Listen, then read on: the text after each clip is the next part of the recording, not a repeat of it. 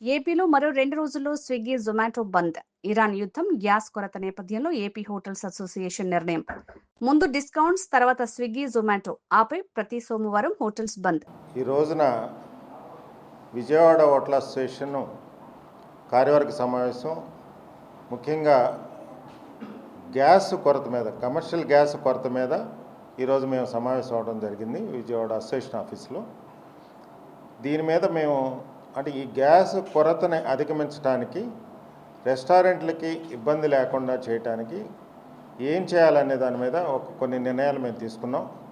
ఆ నిర్ణయాలను మీకు నేను ఇప్పుడు తెలియజేస్తాను. అంటే కొన్ని ప్రభుత్వ పరంగా తీసుకోవాల్సిన నిర్ణయాలు ఉన్నాయి. కొన్ని మేము అసోసియేషన్ సభ్యులుగా మా ఆంధ్రప్రదేశ్ హోటల్ అసోసియేషన్ ద్వారా కొన్ని తీసుకోవాల్సిన నిర్ణయాలు కూడా కొన్ని ఉన్నాయి. మేము ఆంధ్రప్రదేశ్ హోటల్ అసోసియేషన్కి కూడా మేము విజయవాడ అసోసియేషన్ నుంచి మేము కొన్ని ప్రతిపాదనలు మేము ఇస్తున్నాం.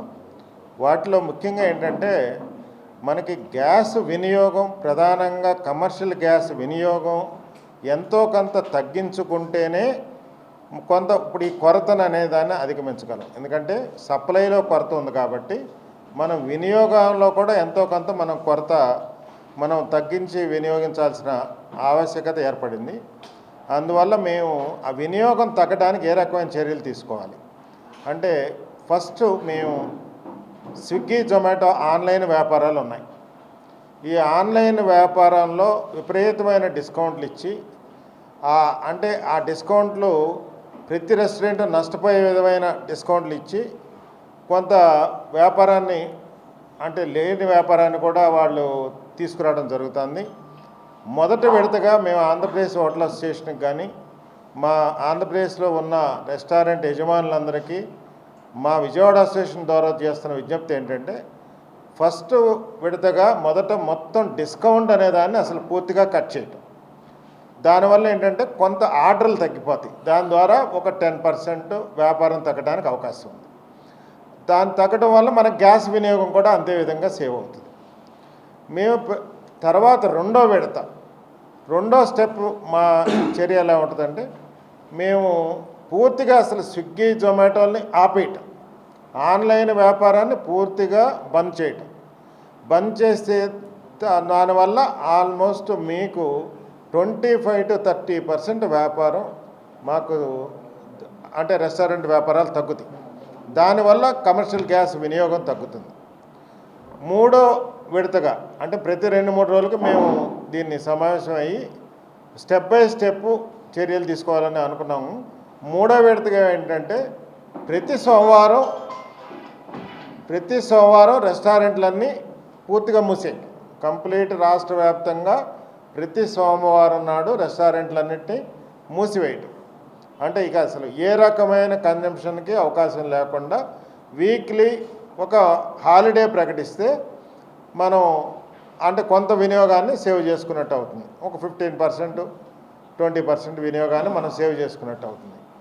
ఇంకోటి ప్రభుత్వం పరంగా మేము కోరుకుంటుంది ఏంటంటే, ప్రభుత్వ పరంగా ఏ రకమైన సప్లైలో కొరత లేకుండా చూడాల్సిన బాధ్యత రాష్ట్ర ప్రభుత్వం మీద ఉంది. కాబట్టి మేము రాష్ట్ర ప్రభుత్వం నుంచి దీన్ని కొంతమంది డిస్ట్రిబ్యూటర్లు దీన్ని ఎక్స్ప్లాయిట్ చేస్తా బ్లాక్ మార్కెట్ చేసే అవకాశం ఉంది. కాబట్టి ఆ బ్లాక్ మార్కెటింగ్కి అవకాశం లేకుండా పూర్తిగా సరైన చర్యలు రాష్ట్ర ప్రభుత్వం తీసుకోవాలని చెప్పి మేము ముఖ్యమంత్రి గారిని అభ్యర్థిస్తున్నాం. అట్లాగే సప్లై కూడా వీలైనంత వరకు ప్రతి ఒక్క రెస్టారెంట్ యజమానికి, అది స్ట్రీట్ ఫుడ్ అవనివ్వండి, రెస్టారెంట్ యజమాని కానివ్వండి, ఎవరైనా సరే కమర్షియల్ గ్యాస్ వాడే ప్రతి వాళ్ళకి వీలైనంత వరకు సప్లై కొరతలు లేకుండా చూడమని చెప్పి కూడా రాష్ట్ర ప్రభుత్వానికి విజ్ఞప్తి చేస్తున్నాం.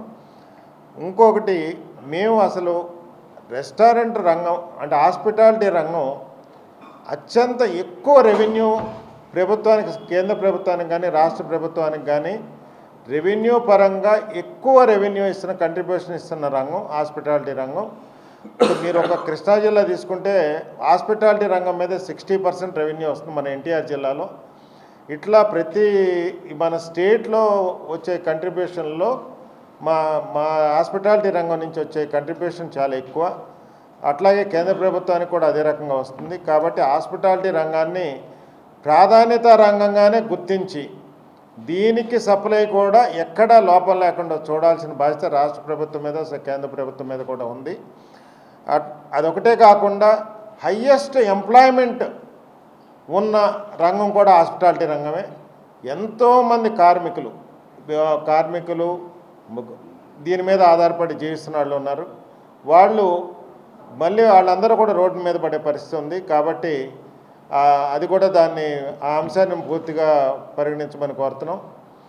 ఇప్పుడు ప్రస్తుతం ఉన్న పరిస్థితి ఎట్లా ఉందంటే, కోవిడ్ అప్పుడు ఏ రకమైన సిచ్యువేషన్ మనం ఫేస్ చేశామో మళ్ళీ అలాంటి పరిస్థితులే పునరావృతం అవుతున్నట్టుగా కనపడుతున్నాయి. అలాంటి పరిస్థితుల్లో కోవిడ్ అప్పుడు ప్రభుత్వం ఏ రకంగా కొన్ని చర్యలు తీసుకుందో ఆ రకమైన చర్యల ద్వారా కూడా కొంత మన వినియోగాన్ని తగ్గించే అవకాశం ఉంది. అంటే రాత్రిపూట క్లోజింగ్ సమయాల్ని కుదించి, ఇప్పుడు రాత్రి 12 వరకు సమయాలను ఇస్తున్నారు. ఫుడ్ కోర్టుల్లో, ఈట్ స్ట్రీట్లు ఇట్లాంటి రాత్రి 2 వరకు అమ్ముతున్నారు. అట్లా కాకుండా రాత్రి 10 వరకు సమయాన్ని కుదించి, రెస్టారెంట్ల సమయాన్ని కుదించడం ద్వారా కూడా కొంత వినియోగాన్ని కంట్రోల్ చేయొచ్చు. అది ప్రభుత్వ పరంగా తీసుకోవాల్సిన నిర్ణయం.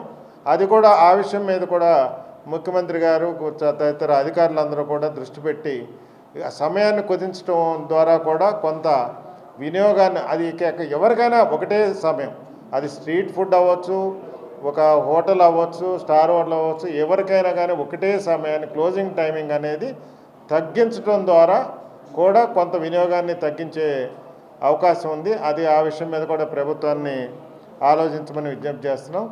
ఏ రకంగానైనా రాష్ట్ర ప్రభుత్వం వారికి ఉన్న పరపతిని ఉపయోగించి మాకు గ్యాస్ సరఫరా ఎక్కడ ఇబ్బంది లేకుండా చూడవలసిందిగా విజయవాడ హోటల్ అసోసియేషన్ తరఫున, మరియు ముఖ్యంగా ఆంధ్రప్రదేశ్ హోటల్స్ అసోసియేషన్ తరఫున ముఖ్యమంత్రి గారికి, గౌరవ సివిల్ సప్లైస్ మంత్రి గారికి, దానికి సంబంధించిన అధికారులందరికీ కూడా మేము విజ్ఞప్తి చేస్తున్నాం. తర్వాత Andhra Pradesh state star hotels association president Swamy గారు మాట్లాడతారు. నా పేరు రమణ అండి, విజయవాడ హోటల్ అసోసియేషన్ ప్రెసిడెంట్ నేను.